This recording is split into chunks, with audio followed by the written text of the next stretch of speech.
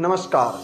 सच्चाई से सब लोग परे जा रहे हैं। झूठे मुकदमों की हवाएं चलाकर वास्तविक अपराधियों से भटका जा रहा है।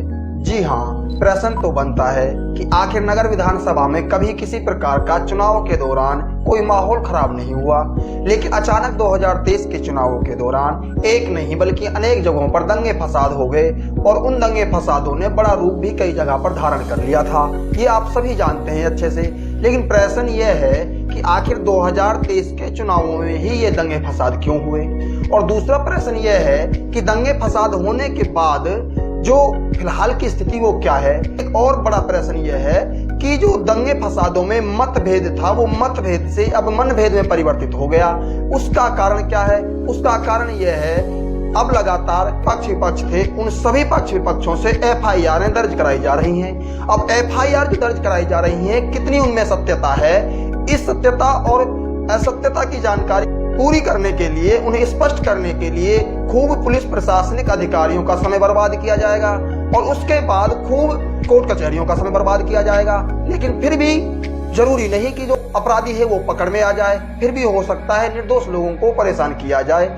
क्यों?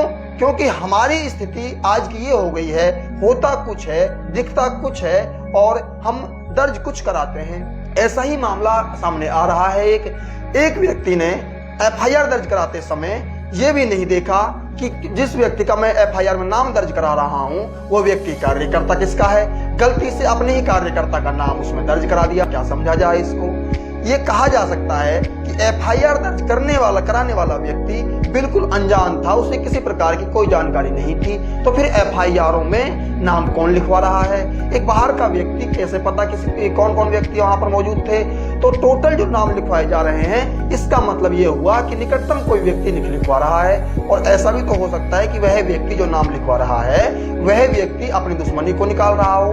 ये तो साफ होता ही है। और पुलिस प्रशासन भी इतना अंधा नहीं है और ना ही भारतीय कानून व्यवस्था इतनी अंधी है कि वो जो एफआईआर में नाम लिख गए उन सबको अरेस्ट कर लेगी वो और सबको जेल में डाल देगी।